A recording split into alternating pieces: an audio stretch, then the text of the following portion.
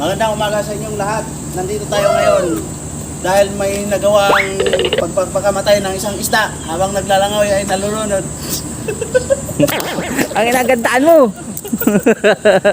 Ang balita ngayon sa araw na ito, isang isda patay, nalunod. Tingnan mo, ipakita mo. Ayan na.